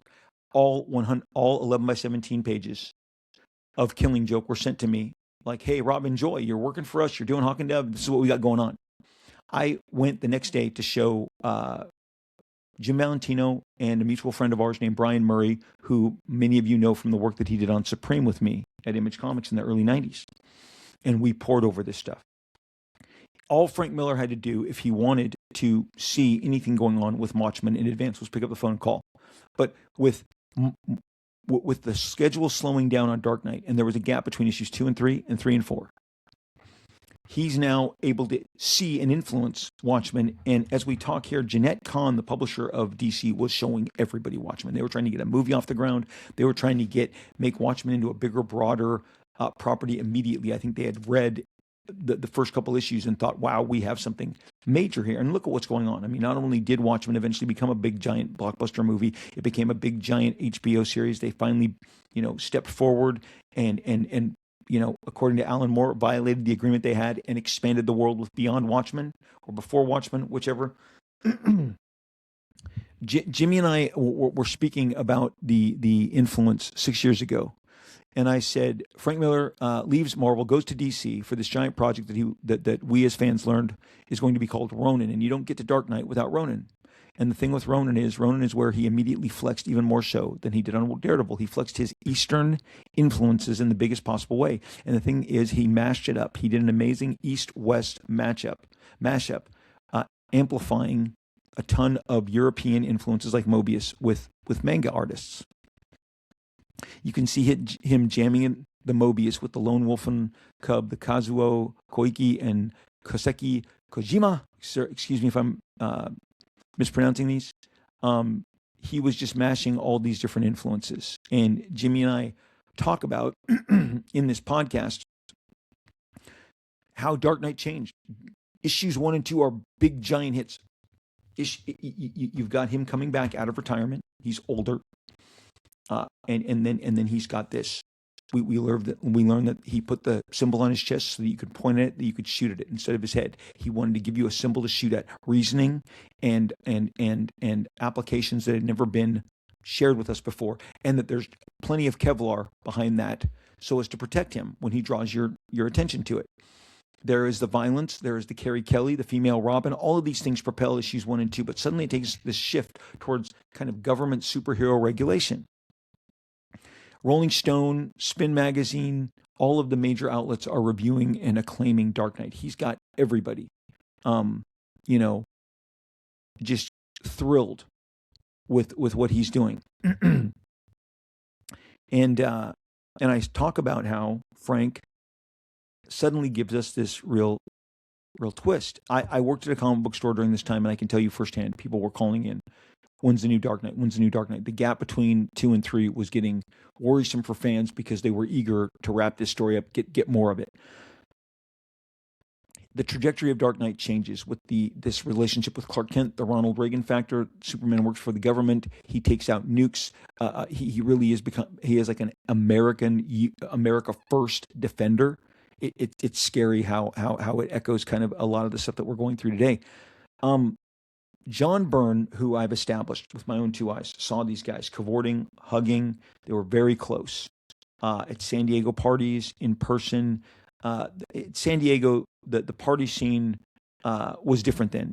The big entertainment industries hadn't come in. You didn't get Warner Brothers parties, Paramount parties, or a certain show. You didn't get a big Yellowstone party, whatever. You didn't get a One Piece, Netflix, none of that was happening. Marvel had their party, DC had their party. Maybe Graffiti, who I just showed you, Graffiti had their parties. Before, after, during. Some would be on Sunday as the wrap-up, but during Friday and Saturday, you were the DC and the Marvel parties. And so you'd see everybody, and you'd see them interacting. And then there were the awards shows. And after one of the awards, I speak of in this, I saw John and Frank bolted through the door of a Kirby birthday celebration, and they were arm in arm. Jim Lee and I, Eric Larson, were there, were watching this, and they looked like the best of friends. And for years, they confided. I talk about in his Comics Journal interview, Uh, someone asks, is there a new name? They asked John Byrne in 1980 when he's on top of the world. They say, is there anybody that you think is coming on strong? And he says that he is impressed by Frank Miller. He said this is John Byrne's words, he's one of the few guys outside of Jack Kirby that I can offer copious amounts of praise. Okay? So they established this long-term friendship. John goes on his message boards in 2010, and he says that upon seeing and reading Watchmen, he claims, and there are 34 pages in this thread, or there were when I shared this with you in 2020. There were 34 pages at the time in 2020 on John Byrne's message form. 34 pages. So think of all the commentary on 34 pages. And on page 17 of this thread, John Byrne is asked to clarify what he is stating in regards, because he's made a statement about Watchmen, Frank Miller, Dark Knight. And he gives a vague comment that says, Dark Knight is a book that reflected Watchmen. And John Byrne then shares and types in this history. And this is what I shared with you in 2020, and I read directly from that. He shows the history that Dark Knight shipped, and there were 3 months, a gap between issues 2 and 3. And this is when Watchmen takes hold. And John was just starting to work on his Superman launch. He said everyone at DC was super excited about Watchmen. This is John Byrne. Jeanette Kahn was showing Watchmen to anyone that she could, flying in and out of Hollywood to share Watchmen with producers. Again, as I said here, I'm saying it again. This is John Byrne speaking. He says Frank changes direction on Dark Knight based on what he is seeing with Watchmen. He calls it the Watchmen effect, and it was fast. He said that John says that while Dark Knight opened with a TV anchor reporting on the 10th anniversary of the last public appearance of Batman and going on to say that no one has ever seen him and they don't know what happened to him, and that they hope that he is happy and sharing drinks with a friend, Frank goes on and encounters Watchmen. And now Dark Knight becomes a story about depicting superheroes that have been banned. And Superman is the police, this government police stooge. In Watchmen, they've been banned. He says this happens halfway through the Dark Knight because of Watchmen. This is, again, John Byrne sharing on this public forum. He says, very subtle in the changes that Frank made, but the direction of it changed as a result of what Frank Miller was, of what Alan Moore was doing with Watchmen and the appraise that he was getting with Watchmen. And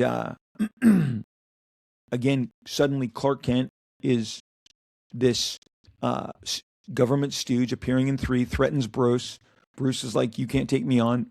Superman is depicted as a buffoon, and at the beck and call of the president, which is a very cartoony Ronald Reagan who wears stars and stripes dress suits.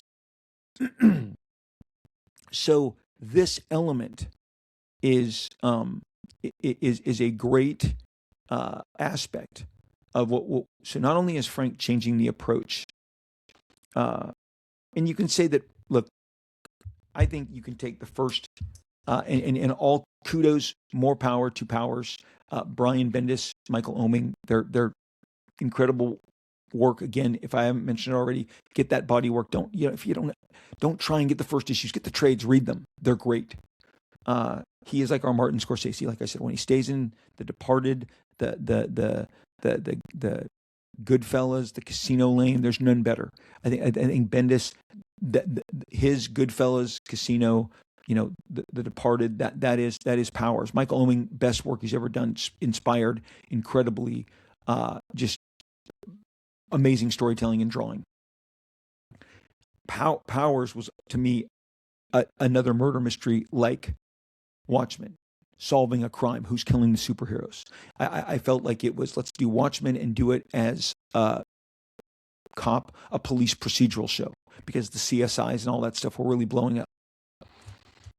The subtle implications of Watchmen on Dark Knight, they're there. you see the gear shift. You see suddenly I'm reading a story about Batman against the government when it was Batman against his old criminals and kind of reestablishing himself in Gotham. The scale expands in Dark Knight 3 and 4, and that's why I believe what John Byrne is saying, that Frank was affected by what Alan, the themes that he was working with, and I think Frank felt like I can get there too.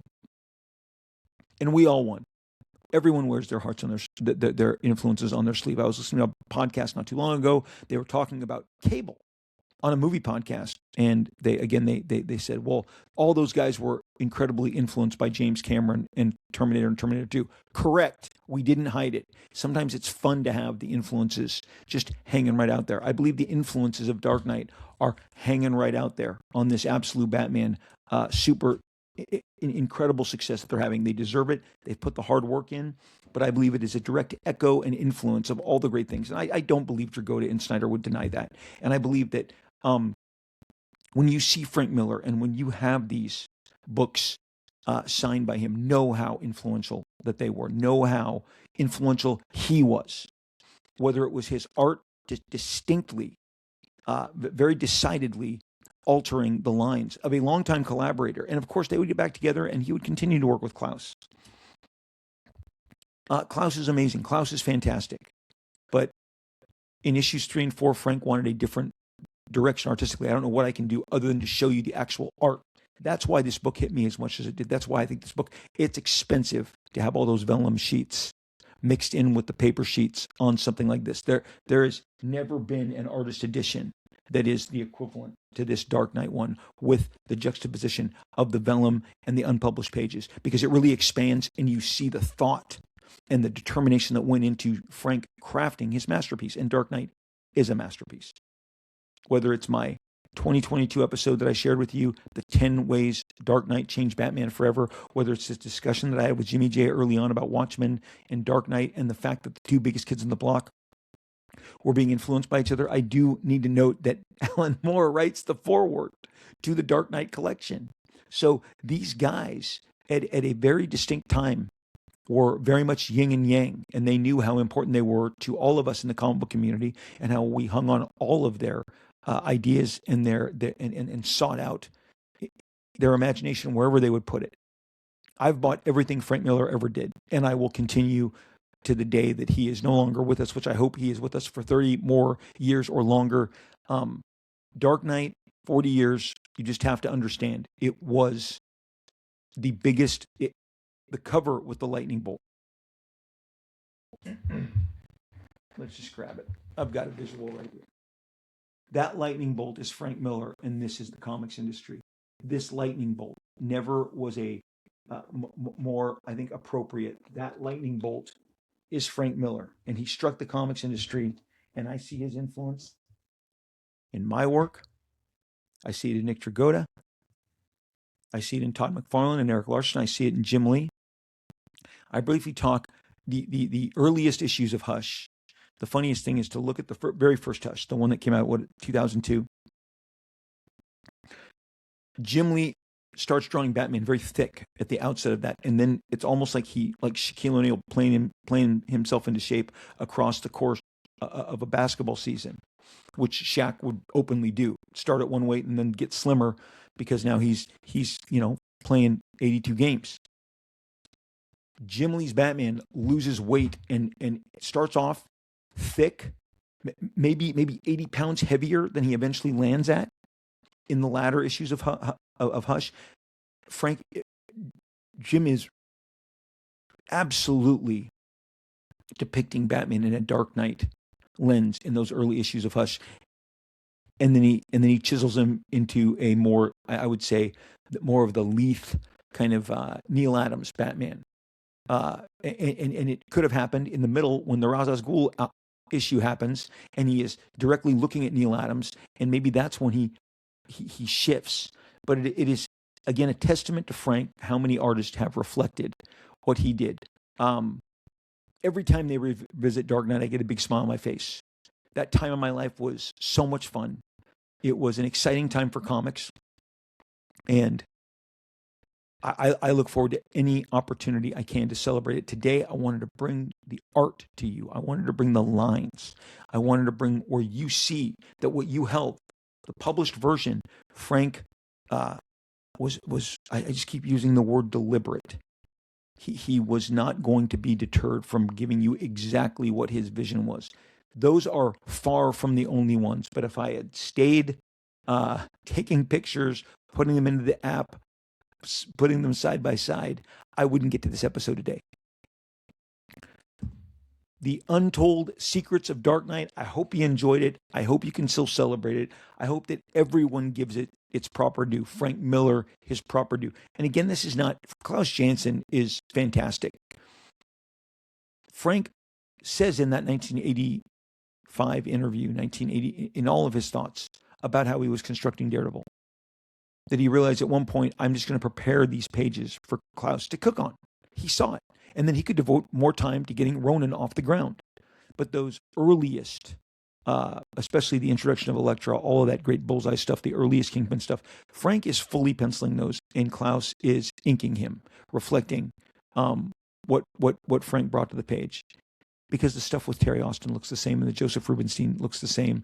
And even Bob Wyacek steps in and does some inks on Frank Miller during this time, and it all looks like Frank. So please, let's get rid of this notion that somehow Klaus Janson was the only person who could give Frank an appealing polish. Klaus did not ink the Terry Austin jobs, the Joe Rubinstein jobs, the Bob Wyacek jobs. Let's give Frank his due. And that's what today was about. If you can find this, I highly recommend it. It's one of the proudest pieces in my collection because of all the detail that's given in the artistic language. Dark Knight was that lightning bolt, was that transformative, and we're all still riding it. I see it every day. And again, kudos to everyone who learned to harness. But again, whether it was, hey, let's do something cool with the bat symbol. He did something cool with the bat symbol. Hey, let's depict the Dark Knight as a tank. Well, he did that first. Let's fool around with the legacy of the Robins. Frank, he listened to that episode, the 10 Ways Dark Knight Changed Batman Forever, and see if they're not all 1,000% on the nail. Hey, everybody, thank you as always for listening to this show. Thanks for giving us your enjoyment, giving us your favor. Thanks for passing this around, and I hope today, I love sharing cool stuff in regards to the history of comics, and we're going to continue. Remember our opening segments, the juice, hopefully going to get juicier. We wish Marvel well. We hope that the unthawing process happens sooner than later. Get out of that deep freeze, Marvel. I mean, what is it going to take? I mean, winter, it's like Game of Thrones. Winter is coming. No, winter is, you're in it. Okay. Need a big fiery dragon to fly overhead and start the thawing process. We'll be back next time. You guys, I really hope that you are doing as well as you possibly can. Your mental, your physical, your spiritual, and your emotional self. It's important, man. And don't let people define who you are. You define who you are. You do you, okay? Maybe today is the day that you take that crucial step into overcoming whatever obstacle is in your way. And getting to the other side of that is going to be so, going to bring you so much fruition, and it's going to bring you so much satisfaction. Don't let people keep you down, circumstances keep you down. Get a plan together, implement that plan, find your confidence, be you, do you. We're rooting for you too. Boom, fist bumps into this blue Yeti mic. I'll be back there, out there. Pick me up, grab me. We're going to keep doing this. We will most definitely, we will inevitably, we will talk again real soon.